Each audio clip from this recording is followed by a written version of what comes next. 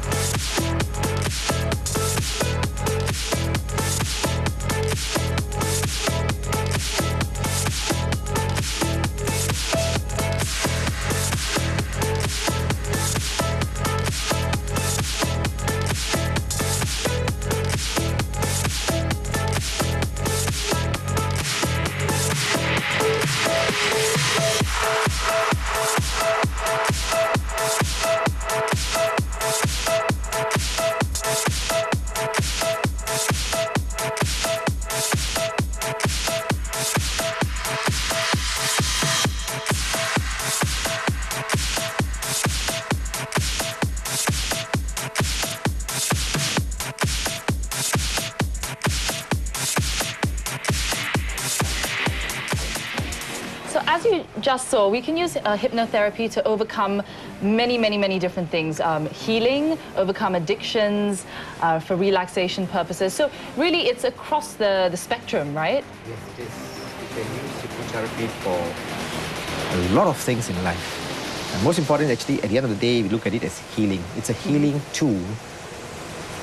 Yeah? It's a healing tool that once we learn it and we know how to use it, we can help us in anything, actually, really. Talking from headaches to recalling things in the past that we want to, our studies, as well as healing ourselves, bringing our blood pressure down. Now, you've mentioned to me before that you've actually worked with, like, cancer patients and stuff. Yes. How does that work out to be? Okay, when you look at cancer, what we understand of cancer is that the moment someone finds out they have cancer, it's like their whole world collapses around them. Sure. They begin to actually, like, basically sign their own death warrant. Okay, that's it, I'm going to die. That's how they look at cancer, no matter how much we try to say that, no, cancer can be healed. But, you know, it doesn't work that way. Every day you look out, someone just got leukemia today and 3 days later they're dead and gone. Which is sad, isn't it? Yep. So it begins with your thoughts. So when you get that cancer, you suddenly realize that you have cancer, your whole emotional thinking goes haywire. You go into a depressive state, which is actually what we call self-sabotage again. You actually sabotage yourself by making yourself even more ill, because now I'm sick, I got cancer. You start looking for sympathy, you start looking for people to talk to you. And when we keep talking about cancer, you keep putting it back further into you. Yeah, you further own, programming, it goes in and and at the end you die of cancer. That you're more sick than you actually think you are. You're right. It's about remaining very positive about it. Okay. So this is where hypnotherapy comes in. Beginning to first accept that, acknowledge the fact that you have cancer. Fine. Now you know you have cancer. Now what is the next step you can take to overcome this and lead a better quality life? So it's a bit about feeling better about yourself, right? Beginning to love yourself. Love yourself. Right. To be more in touch and tune with yourself, I'd imagine. With your own emotions and feelings, respecting and loving yourself. Let's take a question from our floor. Audience, look at our eager audience. Yes. Hi, Mr. Ajit, yeah? Yes. I've got two questions for you, actually. The first one being, you know, when you're communicating, you know, when the other person is being hypnotized, you're actually communicating to his or her subconscious, yeah? What if the other person, what if your patient or your client falls, literally falls asleep? Would the communication process still being carried out, would it be carried out efficiently if the person's actually sleeping?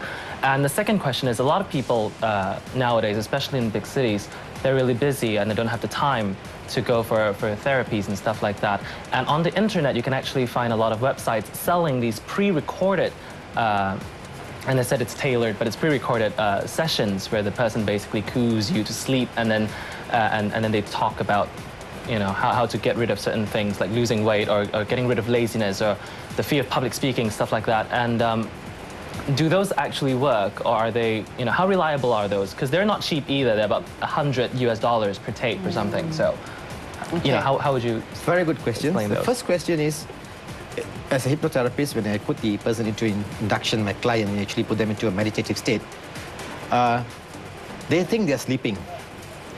Okay, they think they're sleeping, but actually they're not. They're in an altered state of consciousness Hence, I said, that, as I mentioned earlier, they can hear themselves snoring and think that they're actually sleeping, but they're not. They are actually listening, but sleeping at the same time. Yeah. Speaking from experience. You know? So they're not actually in deep sleep. They are at a theta level, and we know exactly that at what level, where do we put in the suggestions. So there's no way that they're going to knock still off. responsive.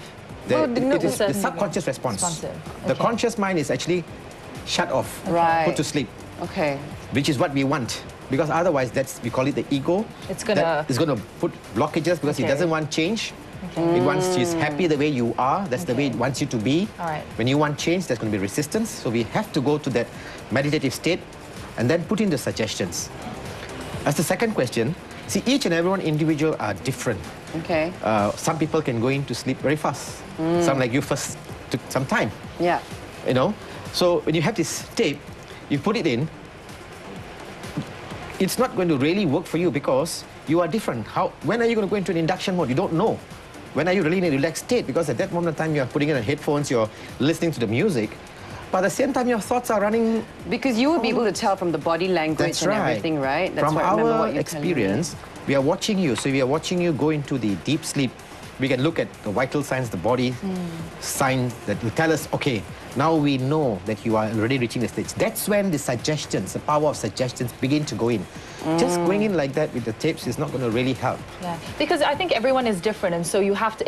It's very much a tailored program It is. specific to the person. That's right. Each one is an individual. Because each one that's has why you different have to energy understand levels. the person first, right? When the client comes to To you. talk to them. That's Okay, I right. think we've got a